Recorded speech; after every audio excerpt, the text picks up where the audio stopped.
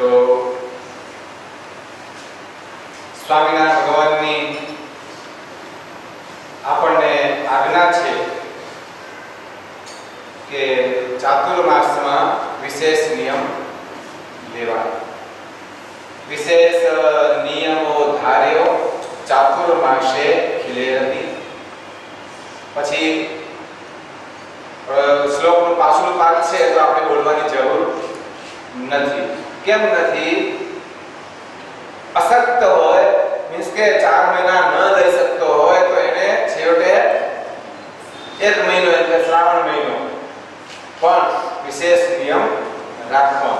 પણ આપણે તો એવા ગુરુના પાસેથી ઘડાયા છીએ કે એ ઢીલી પોચી વાત તો આપણી પાસે છે જ નહીં. 1 શ્રાવણ મહિનો તો કોઈ કરતા કોઈ નથી, બધા ચાતુર્માસના 4 મહિનાની જ વાત અહીંયા આગળ છે. તો એ ઢીલી વાત કરવાની જરૂર નથી. સ્વામિનારાયણ ભગવાનની ખાસ આજ્ઞા છે એ તો છે જ, એમાં તો કઈ વિચારવાનું નથી. પણ ચાતુર્માસના નિયમો વિશે આપણા ગુરુજીને પણ વિશેષ ભાવ છે અને એટલા માટે આ નિયમો વિશેની વાત લગભગ દરેક હરિભક્તોને આજના દિવસે આપણા ગુરુજી યાદ કરાવતા હોય છે. આજે સવારથી આમ તો ગઈકાલથી કેટલાક જે બહાર દૂર દેશ વિદેશમાં રહેતા હરિભક્તો હોય તો એ ફોન કરીને ફોન દ્વારા પણ નિયમો એમણે લીધા છે. કેટલાક આપણા સ્થાનિક હરિભક્તો હોય તો એમણે આજે પણ ફોન કરીને નિયમો લીધા. તો અમદાવાદના હરિભક્તો કેટલાક અહીંના એ સવારથી, એટલે આમ ગઈકાલથી જ કહેવાય કે ગઈકાલથી આ એકાદશીના જે આજના ચાતુર્માસના વિશેષ નિયમો સદાવ્રત છે એ ગઈકાલથી જ ચાલુ છે. એટલે એ સદાવ્રત અત્યારે આપણે એમાં જોડાઈએ છીએ. સદાવ્રતમાં ચાતુર્માસના 4 મહિના વિશેષ નિયમ શા માટે આપણે લઈએ છીએ એ બહુ બધી આપણી કથા વિસ્તૃત છે અને એ બધી વિસ્તૃત કથા કરવા જઈશું તો આપણી પાસે અત્યારે હાલ એટલે તમારી પાસે તો સમય નથી, મારી પાસે તો છે, મને પ્રોબ્લેમ નથી કઈ. તો ટૂંકી વાત કરીએ, શિક્ષાપત્રી થી શરૂઆત કરીએ તો શિક્ષાપત્રીના શ્લોક 76, 77 અને 78 માં સ્વામિનારાયણ ભગવાને ચાતુર્માસના વિશેષ નિયમોની વાત કીધી. એમાં પણ શ્રીજી મહારાજને જે નિયમો પોતાને ગમે છે, આપણે કોને રાજી કરવા નિયમ રાખીએ છીએ, નિયમ પાડીએ છીએ, વિશેષ નિયમ કરીએ છીએ? ભગવાનને રાજી કરવા માટે. તો ભગવાનને પોતાને ગમતા હોય એવા નિયમ આપણે લઈએ તો ભગવાન વિશેષ રાજી થાય. એટલે ચાતુર્માસના નિયમો પર ઘણું બધું વિસ્તૃત સત્સંગી જીવનમાં બીજા પ્રકરણમાં પણ ઘણી વિસ્તૃતથી કથા કહેલી છે. અહીંયા શિક્ષાપત્રી સુધીની વાત કરીએ તો શિક્ષાપત્રીમાં સ્વામિનારાયણ ભગવાને 8 નિયમ એ આપણને આપ્યા અને 8 નિયમ છે. મહારાજ કહે છે કે અમે બહુ ઉત્તમ માન્યા છે તો ભગવાનને એ 8 નિયમ વધારે પ્રિય છે, વધારે ગમે છે. અને ભગવાન કેવા દયાળુ છે. મહારાજ કહે છે કે 8 માંથી કોઈ પણ એક નિયમ, ભગવાને ન કીધું કે 8 હા, આપણને પ્રેમ હોય, આપણને ભગવાન ઉપર જેટલો પ્રેમ વધારે એટલા આપણે વધારે નિયમ લેવાના. હા, આપણી પહોંચ હોય ને આપણે આખો દાડો નવરા હોઈએ તો 8 માંથી થોડું થોડું રાખો કોઈ વાંધો નથી, પણ છેવટે એક તો નિયમ લેવું જ.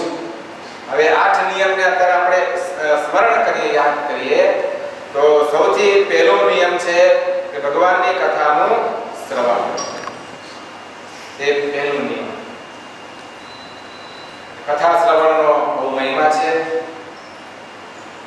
તો શ્રદ્ધા પૂર્વક ભગવાનને યાદ કરીને ભગવાનને રાજી કરવા છે એ જે એ પણ છે એ ભાવ યાદ રાખીને એ ભગવાનના વચન સાથે આપણે આ નિયમને જોડવાનું, ભગવાનને રાજી કરવા માટે ભગવાનની કથા સાંભળવી. હવે અનેક રીતે કથા સાંભળવાનો નિયમ લઈ શકાય. રોજે રોજ પણ કથા થાય છે એ પણ સાંભળી શકીએ. હવે ટેકનોલોજીને થોડોક આપણે તે પ્રમાણે થોડાક આપણે ફ્લેક્સિબલ થઈએ, સમયને સાથે આપણે જો ચાલીએ તો જે અત્યારે સીડીઓ કે સેટોમાં પણ જે કથાઓ કંડારાયેલી છે ભગવાનની કથાઓ, તો એ કથાઓ એ રીતે પણ આપણે શ્રવણ કરી શકીએ. એ પણ એક શ્રવણ ભક્તિ છે. તો પણ ગમે તેમ કરીને અને આખો શ્રાવણ મહિનો જે આપણે પ્રેમથી વિશેષ કથા થતી હોય છે, તો એમ પણ નિયમ લેવાય કે ભાઈ આ ચાતુર્માસ નિમિત્તે શ્રાવણ મહિનામાં આખો મહિનો જે આપણા મંદિરમાં કથા થાય છે, તો એ કથાનું હું નિયમિત રીતે આખો મહિનો શ્રવણ કરીશ. તો શ્રવણ ભક્તિના નિયમમાં એ રીતે પણ આપણે નિયમ લઈ શકાય. પહેલો નિયમ છે કે શ્રવણ ભક્તિ છે. બીજો નિયમ છે વાંચન. ભગવાનની કથા સાંભળવી, ભગવાનની કથા વાંચવી, આ પણ એક નિયમ રાખી શકાય. આ નિયમનો નંબર બીજો છે. ફર્સ્ટ નંબર કથા સાંભળવી, બીજો નંબર ભગવાનની કથા વાંચવી, જેમાં ભગવાનના લીલા ચરિત્રો, ભગવાનનો મહિમા એવા ગ્રંથો વાંચવા. બીજા જે ગ્રંથો હોય, ઉપદેશના હોય વગેરે વગેરે એ બરાબર છે, પણ જો ચાતુર્માસના નિયમમાં ઈષ્ટદેવના લીલા ચરિત્રોના જે ગ્રંથો હોય એ આપણે વાંચવાનો નિયમ રાખીએ તો વધારે શ્રેષ્ઠ છે. ત્રીજો નિયમ ગુણ કીર્તન. ભગવાનના જ્યાં ચરિત્રોથી ભરપૂર એવા જે કીર્તનો, ભગવાનના જેમાં લીલા ચરિત્રોનું વર્ણન હોય, મજાના કીર્તનો જે આપણે ગાઈએ છીએ, 11 ગાઈએ છીએ, આપણે કીર્તન ભક્તિ છે, એનું પણ ચાતુર્માસમાં વિશેષ નિયમ લઈ શકાય. ચોથો નિયમ છે મહાપૂજા. તો ભગવાનની આપણે નિત્ય પૂજા કરીએ છીએ, એ જ રીતે ભગવાનની મહાપૂજા એ પણ થાય, અને મહાપૂજાનો નિયમ ચાતુર્માસમાં રાખી શકાય. અનેક રીતે પણ રાખી શકાય છે.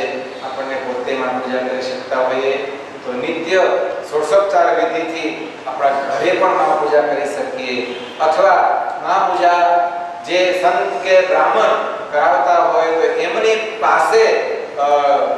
પાસે મહાપૂજા, ષોડશોપચાર મહાપૂજા વિશેષ કરાવવી. ચાતુર્માસના 4 મહિના રોજ પણ કરાવાય, દર મહિને એકવાર એમ પણ કરાવાય, અને ચાતુર્માસ 4 મહિનામાં ભલે એકવાર એમ પણ વિશેષ ષોડશોપચાર વિધિથી મહાપૂજા કરાવવી. એટલે આપણે નિયમ બીજા નિયમોની સાથે આપણે રાખી શકાય. પછી આવે છે મંત્ર જાપ, માળા. એ કયો નિયમ આવ્યો ભાઈ? પાંચમો નિયમ મંત્ર જાપ, માળા ફેરવવાનો છે. એટલે આ બધા નિયમો, કથા સાંભળવાના બધા નિયમોમાં સાવધાની તો જોઈએ જ. જો કથા સાંભળવાનો નિયમ રાખ્યો, હવે આપણે સાંભળવાનો નિયમ ના રાખ્યો હોય અને સાંભળતા ઊંઘીએ તો સમજી આવે, પણ સાંભળવાનો નિયમ રાખ્યો હોય ને સાંભળતા ઊંઘીએ તો એ નિયમમાં એટલી ક્ષતિ ગણાય ને ભાઈ. જો કપડાઈને પાછા તમે નિયમ પાછું એવું પાછા જો ડરતા નહીં, પણ હું તો એમ કહું છું કે નિયમ રાખ્યો હોય તો પછી સાંભળતા ઊંઘાય નહીં. હા, સાવધાન થઈને કથા સાંભળવી પડે. એટલે તો એમ જેમ કથા સાંભળવામાં સાવધાની જોઈએ, વાંચવામાં સાવધાની જોઈએ. વાંચતા ઊંઘ આવે, નોવેલ વાંચતા ઊંઘ ન આવે, કથા વાંચતા ઊંઘ આવે. એનું રહસ્ય બી મેં તમને કીધેલું છે. કેમ કથા વાંચતા ઊંઘ આવે છે, કથા સાંભળતા કેમ ઊંઘ આવે છે, એ જ કથાનો પ્રતાપ છે. એમાં એ જ એનામાં ચમત્કાર છે કે કથા સાંભળતા ઊંઘ આવશે, કથા વાંચતા ઊંઘ આવશે. કેમ કે એ કથામાં ભગવાનના ચરિત્રમાં એટલી ચમત્કૃતિ છે કે જે સાંભળતા તમારું મન શાંત થઈ જાય છે, માટે તમને એમાં ઊંઘ આવે છે. એનાથી ડરવાનું નહીં. જે થવું એ થાય, મોઢું ધોઈ આવવાનું, ધોઈ આવીને પાછા ફરી બેસી જવાનું. એટલે પણ કીર્તન ગાતા ઊંઘ આવે એમાં નહીં આવે ને, એમાં એટલે ઊંઘવાનો જોખમ નથી.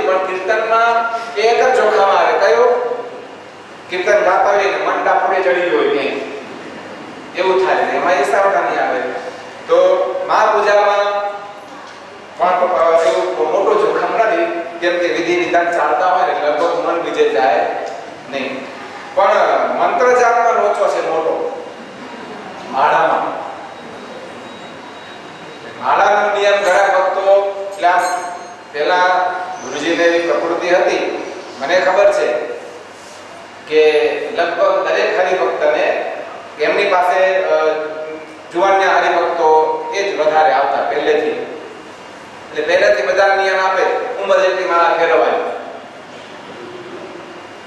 એટલે એ વખતે 15 20 વર્ષનો જુવાન હોય એટલે એટલી માળા કઈ ભારે પડે નહીં. એટલે એ પછી દર વર્ષે એક વગાડતા જવાની. એને પણ કાઠું પડે, એક એક વધે ને એમાં કાઠું ન પડે, ખબર ન પડે તમે કે 50 પહોંચી જાઓ. એક ત્યાં ગામમાં આ બધા આવેલા જાદુગર અને ગામમાં આખું ભેગું થયેલું. એ જુઓ તો ગામનો રાજા એમાં ભેગો થયો, એ રાજાની રાણી ખુરશી નાખીને બેઠા. તો એમાં જે એ જાદુગરની જે પત્ની હતી ને, તો એને આખી ભેહ ઉપાડી, ઊંચી કરી ઉપાડીને. બધાને એમ કે આ તો નજરબંધી હશે, નામ હશે, તેમ હશે. તો કે ના, એવું નથી કે મેં સાચી જ ભેંસ ઉપાડી. ને પછી એની રાણીએ બોલાવી કે ભાઈ આ છે શું, મને સાચું કે શિક્ષા કરીશ. કે રાણી તારી જાદુગરની પત્ની કે તમે ઉપાડી શકો હે? તો કે હા. અને નાનું પાલું જન્મ્યું ને કોકનું, તો કે પાલું તમારે રોજ ઉપાડવાનું. હું આવું ફરીથી તમારા ગામમાં, ત્યાં સુધી આ પાડાને તમારે રોજ તેરી રોજ ઉપાડવાનું. એટલે એમ કરતા કરતા એક વર્ષે કે 1.5 વર્ષે જ્યારે પછી પાછી આવી પાડામાંથી એ ભેંસ થઈ ગઈ. અને રાણી એને રોજ ઉપાડતી હતી, ખબર પડી નહીં. એમ નાના નિયમમાંથી પછી માળાના નિયમમાંથી લઈને જ્યારે 60 વર્ષના થાય ત્યારે હું તો ભેંસ જેવું આટલું મોટું નિયમ, એ તો આપણે ભારે પડે નહીં. પણ સીધા હારી ભગત અત્યારે હવે તમે બધા હોય જે પહેલેથી પરિચયમાં ના હોય અને આવીને નિયમ લો, તમને કીધું હોય કે ભાઈ ઉંમર જેટલી માળા ફેરવજો, તો શું થાય? તમે 60 વર્ષના હો, એક હાથે 60 માળા ફેરવવાની થાય તો શું થાય? એક જોકે એક માળા પતી જાય એવું થાય. એ માળા ફેરવામાં એ મોટું જોખમ, ઊંઘ વધારે આવે. તો હવે એમાં માફી નથી. તમને એમ હમણાં સાચું કહેશે કે ભલે આવે ઊંઘ આવતી હોય માળા ફેરવવી, એમાં એવું કહેવામાં આવશે નહીં. માળા તો સાધન ફેરવવી પડે. પછી સ્તોત્ર પાઠ, જેમ ગુજરાતી પદ્ય છે, આપણે કીર્તનો વગેરે ગાઈએ છીએ, એમ સંસ્કૃત સ્તોત્ર છે જેમાં પણ ભગવાનના ગુણ મહિમાનું વર્ણન છે. તો એ સ્તોત્રના પાઠ દરરોજ આપણે ભાઈ ભવસંભવ છે, વાસ્તવિકામૃત છે, ભગવાનના અવતાર ચરિત્રોનો લીલા ચરિત્ર, ઘણા બધા અષ્ટકો સ્તોત્રો છે. આખા સ્તોત્રની અલગ બુક પણ હોય છે. તો આપણે સ્તોત્ર પાઠનો નિયમ રાખી શકાય. કયો નિયમ થયો ભાઈ? છઠ્ઠું. 7મો નિયમ છે પ્રદક્ષિણા, ભગવાનને પ્રદક્ષિણા કરવાનો નિયમ, એ પણ રાખી શકાય. આપણી જેવો સમય જેવી સાનુકૂળતા. અને પ્રદક્ષિણાનો નિયમ કદાચ પૂજામાં આપણે મંદિરમાં સાનુકૂળતા ના હોય તો આપણે પૂજામાં પણ પ્રદક્ષિણાનો નિયમ આપણે કરી શકાય. એ રીતે પછી આપણે 8મો નિયમ છે સાષ્ટાંગ પ્રણામ, ભગવાનને દંડવત કરવાનો. પણ ઘણા બધા હરિભક્તો નિયમ લીધું છે. કેટલાક 21 દંડવત ને કેટલાક 25 દંડવત ને કેટલાક 50 દંડવત ને અમારા કોઠારી તે કેટલા દંડવત કીધા હતા? કઈ 21 કીધા હતા. તો એ પછી ગુરુજીએ ના પાડી, તમે દંડવતનું લેવા દો, કેમ કે એને હવે કંઈક 65 થયા ને 67 થયા, એટલે કે તમે દંડવત લેવા દો. એના બદલે પછી કંઈક બીજો નિયમ આપ્યો. એટલે સાષ્ટાંગ પ્રણામ બહુ સરસ મજાનો નિયમ છે. જુવાનીઓ તો ખાસ રાખવું જોઈએ. એટલે પેલા દંડ કરતા હોય છે ને, અને ઘણા પેટ મોટું થતું હોય ને જુવાનીઓને, એટલે આ કસરતની કસરત અને ભગવાનની ભક્તિની ભક્તિ બે વસ્તુ થાય. તો સાષ્ટાંગ પ્રણામનો નિયમ પણ બહુ સુંદર ઉત્તમ નિયમ છે. 8 નિયમમાંથી કોઈ પણ એક નિયમ કેવી રીતે લેવો? સ્વામિનારાયણ ભગવાન કહે છે એતેસ્વે કતમો ભક્ત્યા ધારણીયો વિશેષત. કેવી રીતે લેવો? ભક્ત્યા. ભક્ત્યા એટલે કે પ્રેમથી અને ભક્તિભાવ.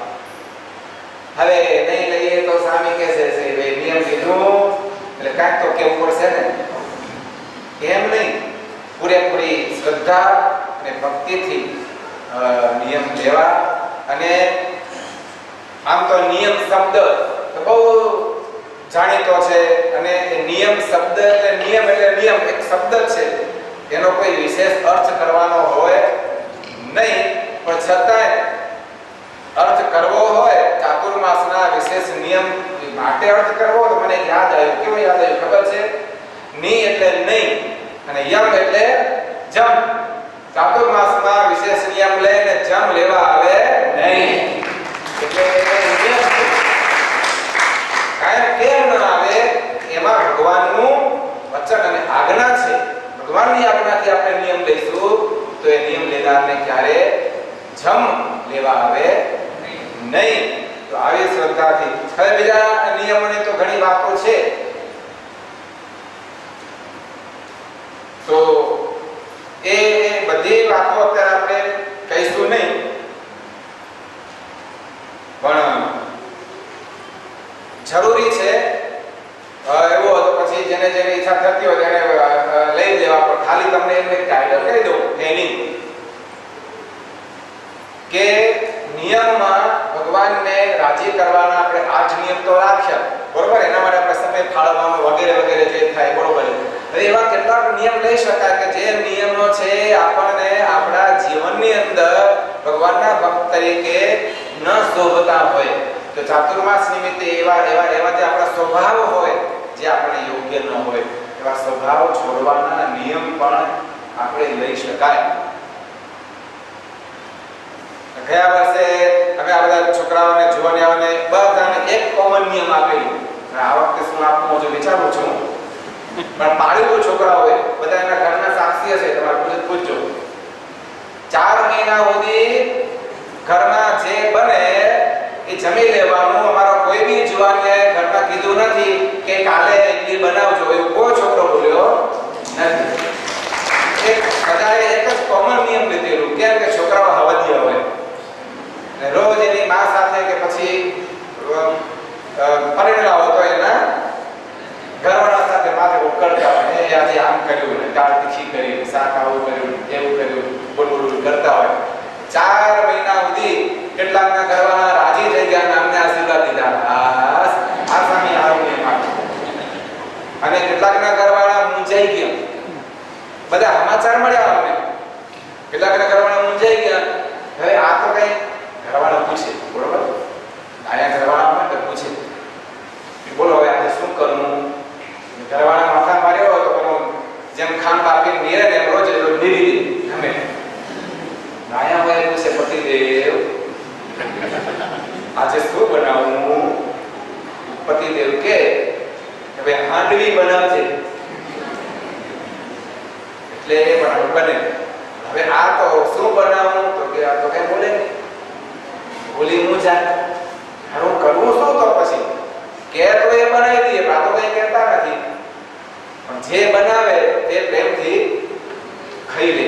આ એક સ્વભાવને થોડોક અંકુશમાં લેવા માટે આવા નિયમ છે. તમને ખબર છે, આપણે સોલાબાપુની વાત જાણીતી છે, સવાદિયા ભક્ત.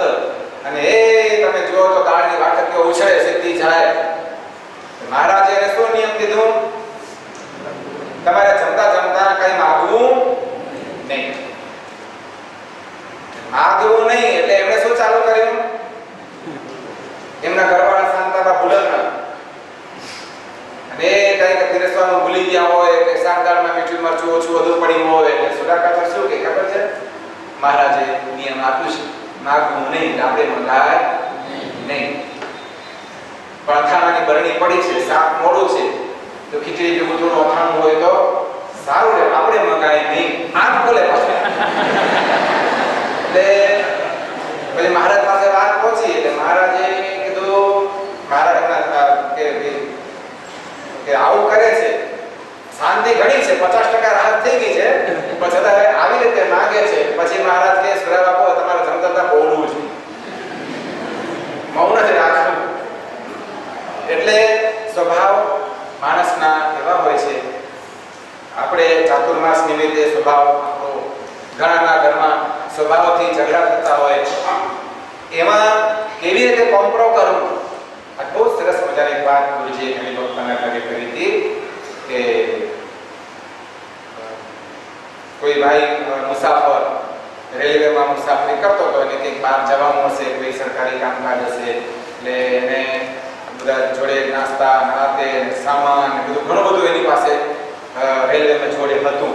બહુ સરસ વાત છે, સાંભળજો, બહુ ધ્યાનથી સાંભળજો, એનું રહસ્ય તમને સમજાશે. બધું એની સાથે હતું. એટલે એને જ્યારે એનો સમય આવ્યો ત્યારે એ ભાઈ રેલવેમાંથી ઉતર્યા, તો એ વખતે જે એના ડબ્બામાં જે બીજા માણસો હતા ને, એ આ ભાઈ જે ઉતર્યો એને એના બધા માણસોને કહી દીધું કે ભાઈ મારે આમાંથી કંઈ લઈ જવું નથી.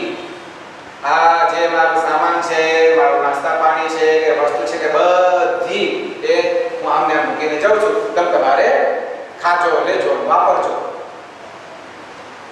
એ ભાઈ તો ઉતરી ગયો, મારે તો આગળ બધી બહુ સગવડ ને મારા માટે તો બધું અફલાતુન છે, મારે એવું હોદ્દો છે ને બધું ઘણું બધું છે, મારે કંઈ જોઈતું નથી, બધું મૂકીને ગયો. એટલે પછી જે ડિપાર્ટમેન્ટમાં કે એમાં જે બેઠેલા બીજા માણસો હતા ને, પેસેન્જરો, એટલે પેલો ઉતર્યો, પછી આ લોકો મળ્યા બાજવા. એટલે પેલો કે આ હું લઈ લઈશ ને, પેલો કે આ હું લઈશ ને, પેલો કે આ હું લઈશ ને, એ ઝઘડ્યા. તો જે વસ્તુ પેલો મૂકી ગયેલો એ વસ્તુનો લેવાનો કે પ્રાપ્તિનો કોઈને આનંદ રહ્યો નહીં. એટલે ગુરુજી કે ઘરમાં અથવા જીવનમાં ભગવાને આપણને જે આપ્યું છે, ઘણું બધું આપ્યું છે. ઠાકોરજી આપણને આપણા જીવનમાં ઘણું બધું આપ્યું છે, તો બધાએ પ્રેમથી સંપીને હળી મળીને જો વાપરશો ને તો સુખી થશો. કહેવાની ભાવના આપણું કાંઈ નથી, બધું કોનું છે? ભગવાનનું આપેલું છે ને આપણને બધું હોંપી દઈને મહારાજ કહે છે કે બધું તમને હોંપી દીધું, જાઓ. હવે જો તમે હળી મળીને સંપથી વાપરશો તો સુખી થશો, અને જો બાજશો તો દુખી થશો. આ થઈ આ દાખલો સુખમ આપ્યો તમને. ઘરમાં જો નાની મોટી વાતમાં કુસંગ થતો હોય, ઝઘડા થતા હોય, તો એ ચાતુર્માસમાં એવો નિયમ લેજો કે ભાઈ 4 મહિના ઘરમાં કકડાટ કરવો નહીં. 4 મહિના નિયમ લેશો ને તો ધીમે ધીમે પછી ઘરે પડી જશે, પછી ધીમે ધીમે ટેવ ઘટી જશે અને ઘરમાં આનંદ થશે, સુખ શાંતિ થશે, અને આવા સમસદભાવ ભર્યા ઘરમાં ભગવાનનો વાસ થશે. એટલે આવા ઘણા બધા નિયમો છે કે અત્યારે ખાસ તમને સ્વભાવ વિશે અને ભગવાનને ગમતા 8 નિયમો વિશે વાત કરી છે. તો ભક્તજનો જે તમને ગમતો હોય પ્રેમથી નિયમ લેજો. ભગવાનને યાદ કરીને, પરમાત્માને હૈયામાં યાદ કરીને, આપણે ગુરુજીને યાદ કરીને. કેમ કે ગુરુજીની ખાસ ભાવના છે મને કે ખાસ હરિભક્તોને કીર્તન ભક્તિ પત્યા પછી અસ્તુ ચાતુર્માસના નિયમ વિશે બધા હરિભક્તોને કહેજો. સૌ હરિભક્તો નિયમ લે, કઈ ને કઈ, ભલે બધાએ કે આપણને કહેવા ન આવે, પણ ભગવાનને યાદ કરી ભગવાનની આગળ સંકલ્પ કરે. અને આજે આપણે બધાએ ભગવાનની પ્રાર્થના કરીએ કે તમે અમે જે ચાતુર્માસના આપણે વિશેષ નિયમ ભગવાનને સંકલ્પ કરીએ તો એ નિયમ 4 મહિના આપણે પાડી શકીએ, એમાં કોઈ રોગાદી વિઘ્ન ન આવે અને કોઈ ઉપાધિઓ આવે નહીં, અને સુખ શાંતિથી નિર્વિઘ્ને એ નિયમનું આપણે પાલન કરી અને ભગવાનને રાજી કરીએ. ભગવાન રાજી થઈને એ નિયમ લેનારને પાલન ઉપર ખૂબ ખૂબ રાજી થઈને ખૂબ સુખી રાખે.